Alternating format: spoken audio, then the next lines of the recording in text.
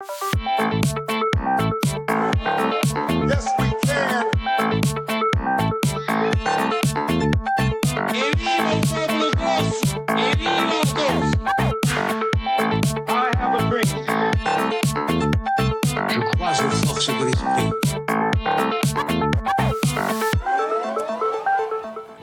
Bonsoir et bienvenue, c'est pendant le 20h. Patrimoine bâti, patrimoine culturel, quel rôle joue l'architecte dans cette intégration? Réponse ce soir avec Katia Maï-Boroda, Alicia Orsigne et Michel de Rocazer. Marie-Ange Philippe, elle nous parlera de désobéissance et de liberté, bien sûr, dans notre focus du soir avec Renzo Piano. Bonsoir, Marie-Ange. Katia Maï-Boroda, Michel de Rocazer, Alicia Orsigne, bonsoir. Bonsoir. Et merci d'avoir accepté notre invitation. Vous êtes tous trois architectes avec des subtilités que vous nous expliquerez au fil de cette émission. Mais d'abord, on commence quand même par la question centrale. Qu'est-ce qui fait qu'un bâtiment, que le patrimoine bâti intègre le patrimoine culturel d'un territoire selon des critères objectifs ou non d'ailleurs? Katia, à vous l'honneur. Alors, qu'est-ce qui est patrimoine déjà? Le patrimoine, il se construit tous les jours, en fait. Tout ce qui nous entoure, le paysage, le bâti, tout ce qui relève aussi des chants, de la musique, de la cuisine, tout ça, c'est notre patrimoine. Donc il se construit chaque jour et en fonction de la société, de notre histoire, de notre culture, des modes de vie, il évolue chaque fois. Et alors, à quel moment il rentre dans le domaine culturel et à quel moment il devient remarquable, on va dire, c'est à partir du moment où d'abord, c'est plutôt objectif, c'est pas subjectif. Il y a quand même des critères pour que ça rentre dans le patrimoine. Oui, c'est pas au bon vouloir d'un comité d'experts. Voilà, tout à fait. Et ce qui fait patrimoine dans le bâti, c'est quand il devient remarquable par rapport à une époque donnée, quand il a une écriture particulière par rapport à cette époque, par rapport à cette société, et qu'il fait référence par rapport à ce courant d'idées et ce courant social. Alicia, même question. Oui, exactement. Donc le patrimoine finalement constitue l'héritage que nous ont transmis donc les anciens, donc des anciennes générations. Et finalement, le patrimoine peut être donc dit patrimoine selon différentes raisons, différentes valeurs.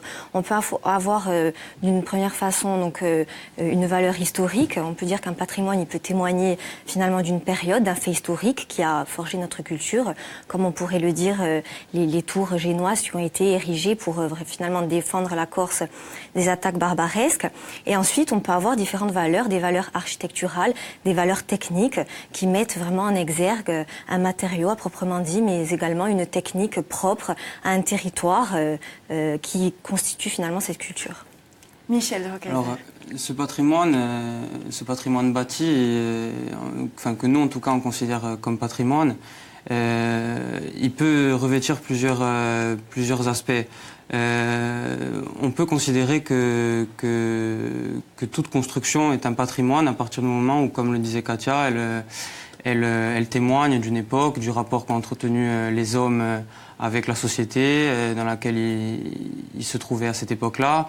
Et finalement, dans l'architecture contemporaine, on se demande comment recréer du patrimoine, en fait. C'est-à-dire comment continuer l'histoire, comment aujourd'hui encore rester dans ce fil conducteur qui est l'ancrage d'une architecture dans un contexte et dans une époque. Donc voilà pour cette notion de patrimoine. Alicia, vous avez été la plus jeune architecte du patrimoine de France. Oui. Donc vous intervenez, pour schématiser, sur le bâti ancien. Cela concerne quel type d'ouvrage en Corse ? Eh bien, en Corse, on peut s'apercevoir que ça ouvre quand même un large panel de bâtis sur lesquels on peut intervenir, parce que bon, on est bien d'accord qu'au-delà des bâtis religieux sur lesquels on intervient beaucoup, qui ont vraiment qui ont une présence forte sur le territoire de la Corse, on peut intervenir vraiment dans des problématiques plus larges.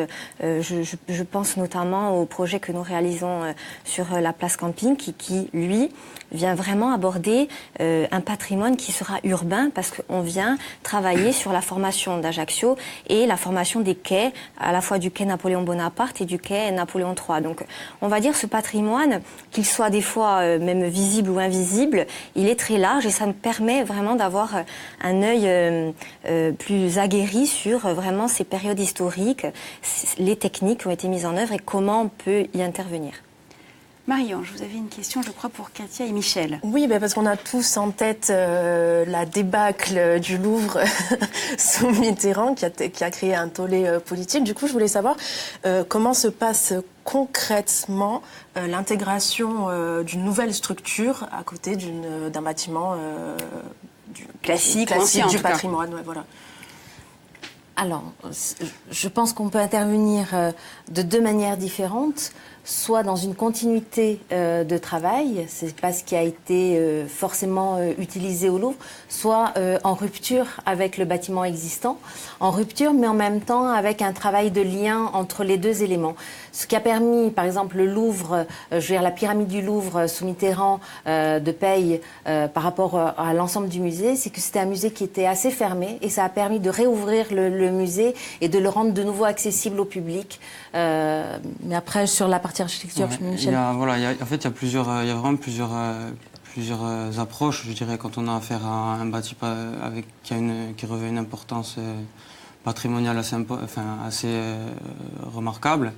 Mais nous, c'est vrai qu'on a tendance à essayer lorsqu'on intervient dans ce type de cas de figure, on va dire, de réinterpréter l'ancien, d'essayer de dialoguer avec lui sans pour autant le mimer, en adaptant les codes et par exemple certaines proportions, certains types de mise en œuvre aux besoins actuels et aux manières de construire d'aujourd'hui. Voilà. Alicia, cela fait partie, tout ce processus de la démocratisation de la connaissance architecturale ? Oui, complètement. Ce travail, finalement, même d'analyse, avant tout, de la ville, analyse de l'histoire, déjà, ça permet, dans un premier temps, d'expliquer les projets architecturaux. À l'époque, c'est vrai, toujours maintenant, dans les esprits collectifs, on a vraiment cette idée de l'architecte qui veut mettre sa patte. Souvent, nous, on le vit dans notre vie de tous les jours, nos clients, des fois, pensent, c'est vrai, mais finalement, d'étudier l'histoire, d'étudier un processus, le processus de la ville, ça démocratise parce que ça touche chacun d'entre nous, parce qu'on touche vraiment à la culture collective. Donc c'est vraiment une manière de démocratiser l'architecture, de venir prendre vraiment l'histoire comme fil conducteur. Alors vous parlez de la patte de l'architecte. On a souvent l'image de l'architecte artiste qui n'en fait un peu qu'à sa tête, on va dire ça comme ça, ou en tout cas qui veut faire plaisir à son client. Et puis, on a l'impression, ces dernières années, que la profession a évolué et qu'elle prend désormais en compte l'intérêt, ou en tout cas l'espace public. Est-ce que vous le constatez vous-même ? Est-ce que vous avez également évolué dans votre manière de travailler, peut-être, Katia ? Alors, moi, c'est vrai que je suis architecte des PLG, mais que je ne fais pas de maîtrise d'œuvre comme le font Alicia ou Michel. En revanche, c'est vrai que le métier a évolué d'abord parce que l'histoire, notre manière de vivre a évolué. L'habitat a évolué, la société a évolué. C'est-à-dire qu'effectivement, à une époque, il y avait l'architecte, c'était un petit peu le maître et l'artiste aussi. Et il y avait les disciples qui suivaient le maître. Et puis progressivement, avec le Siam et avec le Bauhaus, l'école du Bauhaus, et l'architecture contemporaine, moderne, enfin les courants modernes, ça a un peu évolué. Et puis avec aussi tout le besoin d'immeubles sociaux, de logements sociaux, on a eu besoin, je veux dire, de travailler autrement. Et ce sont des équipes d'architectes et des agences d'architecture qui se sont montées. Aujourd'hui, Orme, c'est 4 jeunes architectes qui forment cette agence. Mais on retrouve des agences avec plusieurs architectes dans l'agence et il n'y a plus le maître et les disciples. Donc effectivement, le travail a changé et l'approche avec le client aussi, forcément, le client a changé et avec le public dans la manière de construire a évolué forcément. Et ça se retrouve également dans les matériaux. Oui. utilisés. Oui, complètement. Hein. Ça se retrouve dans les matériaux utilisés. Bon, aujourd'hui, voilà, on s'aperçoit que les matériaux, on est beaucoup quand même dans une mondialisation des matériaux, mais on vient donc avec les différents projets finalement qu'on aborde, essayer de réfléchir sur les matériaux qui viennent répondre à un contexte, à une histoire. Et le bois. Exactement. Voilà, exactement. Et tout ceci toujours en collaboration. C'est pas l'architecte seul dans son coin, c'est en collaboration. Déjà, comme le disait Katia, nous, donc on est un groupement de 4 architectes. Donc c'est toujours. On va peut-être citer les 2 autres. Voilà, donc c'est François Tramogne et donc Jean-Mathieu Delipovski. Donc on est 4 jeunes architectes et on a toujours déjà cette manière de travailler de façon collective où on vient vraiment mettre en place un projet qui vient déjà faire l'unanimité sur nous 4. Donc on va dire en intégrant bien sûr l'ensemble de nos maîtrises d'ouvrage, que ce soit des maires ou autres collectivités. Voilà. Et c'est vrai que je pense que le métier d'architecte a évolué aussi dans la manière de communiquer le projet. Et justement, ça revient sur le thème de la démocratisation de l'architecture. C'est en fait, on se rend compte que ce qu'aiment les gens ne correspond pas forcément à ce qu'aiment les architectes et vice-versa. C'est-à-dire que des fois, on a l'impression qu'on ne parle pas vraiment le même langage. Et c'est vrai qu'on a l'impression que nous, notre rôle, c'est en fait de réconcilier le grand public avec ce que nous, on considère comme étant de l'architecture. Et c'est vrai que pour ça, on a recours à divers moyens. Alors il faut toucher les gens, il faut essayer de parler un langage qu'ils comprennent. Il faut, comme par exemple, leur parler de rapport avec le paysage, utiliser l'utilisation de matériaux qui sont issus par exemple des filières courtes ou des ressources locales. Il faut aussi parler de réalité sociale ou de réalité économique. Mais c'est pas une bulle en fait, voilà, vous n'êtes pas hors sol. Exactement, exactement. Katia, vous présidez le CAUE. Non, je dirige. Pardon, vous dirigez, excusez-moi. Le CAUE 2A, alors le Conseil d'architecture, d'urbanisme et de l'environnement de la Corse du Sud. Oui. Expliquez-nous. Alors, les CAUE sont des organismes qui ont été mis en place sur la loi sur l'architecture du 3 janvier 1977. Ils ont 4 grandes missions qui sont définies au niveau national. Ce sont des missions de conseil, d'information, de sensibilisation et de formation. Et ces missions sont redéfinies ensuite au niveau local, en conseil d'administration, et on les décline en fonction du territoire et des besoins, des particularités du territoire. On ne va pas travailler dans un CAUE d'Île-de-France comme on travaillera en Corse. Voilà. Donc, on adapte effectivement au territoire. Et c'est un travail de proximité, donc de sensibilisation, comme je le disais. Ça peut être sensibilisation de jeunes publics. Donc là, on parle de démocratisation de l'architecture, auprès du jeune public, on leur apprend à regarder leur cadre de vie, leur ville, et à regarder différemment, c'est-à-dire à observer la ville et de manière différente, et l'architecture aussi de manière différente. On fait de la sensibilisation aussi grand public et du conseil auprès des particuliers et des communes, comme ici à Christinach. Justement, on vient à ce projet, vous avez apporté la maquette. Qui nous explique? Vous l'avez conçu, vous avez facilité le rapprochement avec la collectivité? Alors, au départ, c'est une volonté de la commune. La commune a un patrimoine. Alors, elle avait un patrimoine bâti traditionnel. C'est un village donc de montagne, en pierre granitique, avec des volumes tels qu'on les connaît, architecture traditionnelle. Et puis, il y avait au sein du village une maison qui était en agglo de ciment, qui a jamais été terminée, qui n'était pas aboutie, et qui était un peu comme une verrue dans le village. Et donc le maire est venu voir le CAUE, nous rencontrer, et c'est là qu'on a commencé à aborder un petit peu ses besoins. Donc on accompagne les communes dans leurs besoins. Et puis au fur et à mesure de l'évolution de ces discussions, donc ils avaient besoin de logements communaux. Et l'idée, ce vers quoi on a poussé le maire, mais qui était aussi quand même assez favorable, puisqu'il avait travaillé sur d'autres projets, c'était de l'amener vers une construction bois. Alors, pas l'ensemble du conseil municipal était favorable, et donc on a poussé dans cette démarche, d'abord pour relancer la filière bois locale, et puis parce que ça nous semblait intéressant de travailler sur ce matériau. Voilà. Ensuite, il y a eu un appel à candidature qui a été lancé sur nos préétudes, et puis c'est c'est l'équipe. Dorma qui a... Exactement. qui a Donc là, remporté. les études donc sont en cours, termineront bientôt. Et donc vraiment, l'idée du projet, c'était avec l'utilisation du bois, donc du bois local, donc vraiment mettre en place un projet qui mettrait en valeur la filière courte, car donc le bois va être scié donc dans la forêt d'Ayton, qui est à proximité donc directe du site, et sera mis en œuvre donc sur l'ensemble de la structure du bâtiment. Et donc C'est peu vrai- d'empreintes carbone. Exactement, donc etc. c'est un projet qui rentre vraiment dans une démarche bas carbone, ce que l'on appelle, mais c'était également un bâtiment passif. Comme le disait Katia tout à l'heure, c'est vrai que dans ce village qui est très minéral, donc où on a vraiment cette architecture massive donc de granit, il y avait vous parliez tout à l'heure d'intégration des matériaux, d'intégration de l'architecture par les matériaux, donc il y avait quand même cette angoisse un peu collective de mettre en place un projet en bois. Et donc l'idée du projet, comme on a pu vous l'expliquer tout à l'heure, c'était vraiment de réinterpréter les gabarits ancestraux, donc des gabarits vraiment massifs, et utiliser donc finalement donc la caractéristique de la pierre de mettre en avant les lignes structurelles. On l'a finalement transposé donc dans cette structure bois. Et en plus, donc pour gérer également une problématique sociale, on a mis en place donc 3 logements, donc ce qui seront des logements communaux, qui reprennent vraiment l'idée des logements du village, car il n'y a pas notamment d'espace commun. Chaque entrée se fait directement donc dans son logement.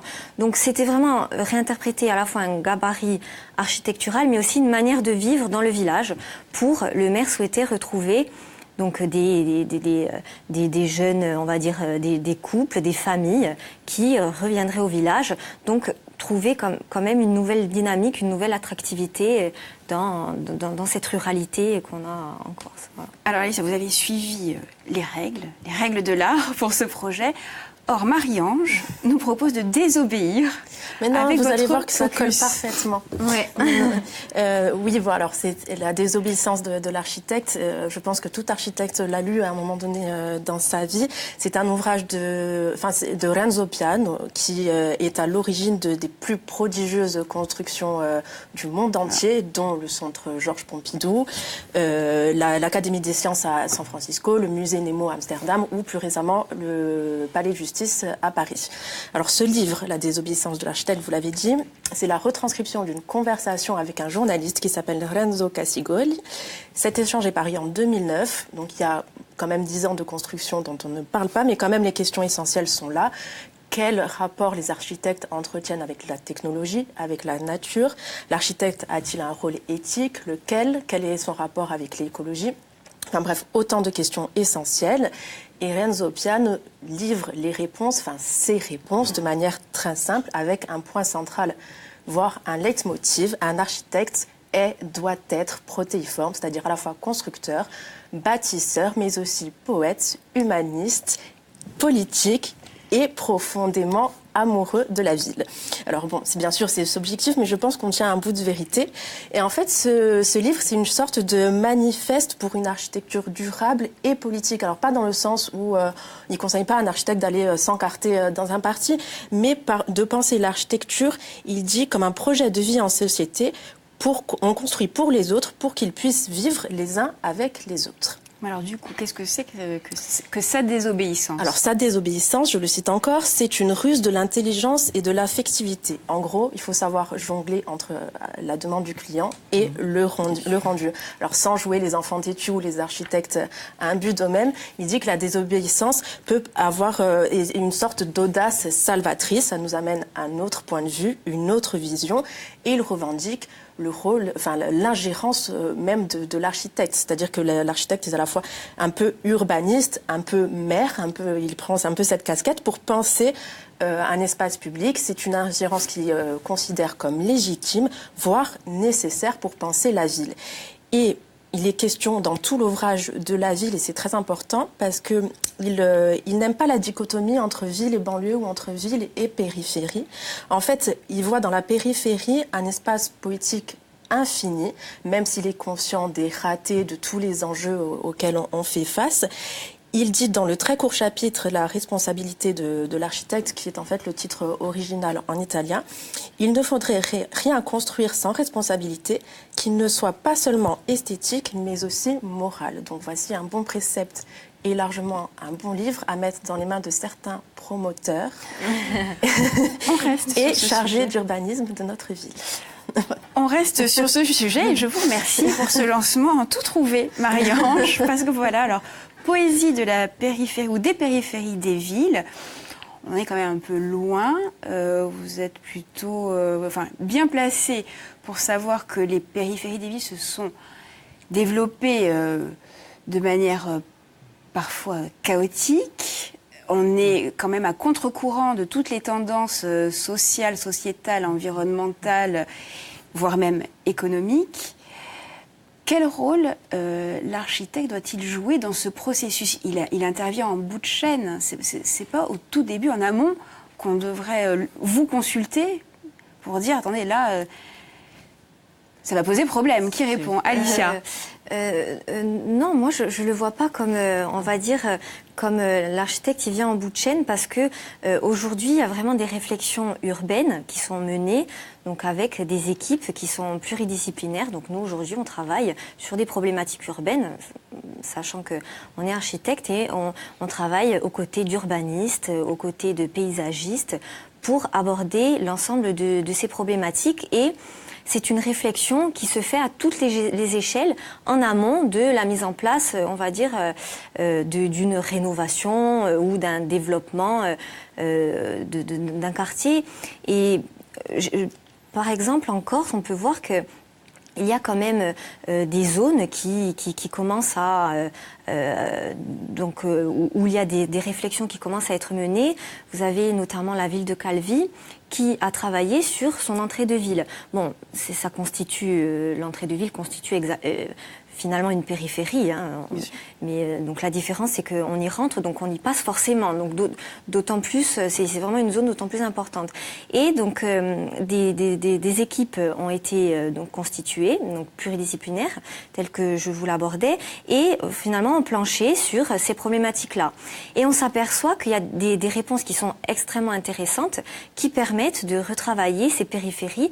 Donc moi je suis optimiste. C'est rattrapable ? C'est rattrapable. Absolument. Oui, Voilà, Katia. avec une réflexion poussée, c'est rattrapable. Oui, je pense que non seulement c'est rattrapable, mais je pense que, et d'ailleurs, je crois que Renzo Piano le met dans le livre aussi, je veux dire, on peut retisser et redensifier un petit peu ces espaces-là, ce dont il manque. Aujourd'hui, il y a beaucoup d'architectes qui le font. Il y a Carles Liop qui était venu ici en Corse sur l'invitation du CAE, justement, et qui a travaillé sur des grands, comme ça, territoires de banlieue ou de périphérie. Et on peut reconstruire, en fait, du lien et du cadre de vie agréable en mettant des commerces en pied d'immeuble, en recréant des places, des espaces de vie et en commun, comme on a dans les centres anciens ou comme on a connu dans les centres anciens. Donc là-dessus, je pense qu'il y a encore beaucoup de choses à faire aujourd'hui et je suis très optimiste. Il y a un phénomène qu'on voit apparaître dans ces cas-là, en fait, quand il y a des villes qui ont vu leur périphérie se développer de manière spectaculaire, proportionnellement à la taille de la ville. C'est qu'en fait, pour être un peu positif, c'est que les centres anciens, du coup, ils sont obligés, pour conserver de l'attractivité, de se réinventer, de proposer une rénovation, soit une rénovation ou alors une nouvelle programmation. Et en fait, ça permet du coup, même au centre ancien, certaines fois, de pouvoir trouver un second souffle. Et je vous propose de vous réinviter sur ce sujet précis. Voilà, parce qu'il y a beaucoup à dire. Alicia, Katia, Michel, je vous propose de me répondre, à notre interview archi. Rapidement, votre architecte superstar, Alicia. C'est Peter Zumthor, c'est un architecte suisse qui travaille vraiment sur ce sujet d'architecture contextualisée. Katia. Renzo Piano. Ah, ben voilà, ça tombe très bien. Je vais Michel. dire Luigi Snodi, qui est un petit peu dans la même lignée que Peter Zumthor. L'ouvrage que vous auriez aimé concevoir, Michel. Je vais dire l'église de Cardiac de mon village. D'accord, très bien, je comprends.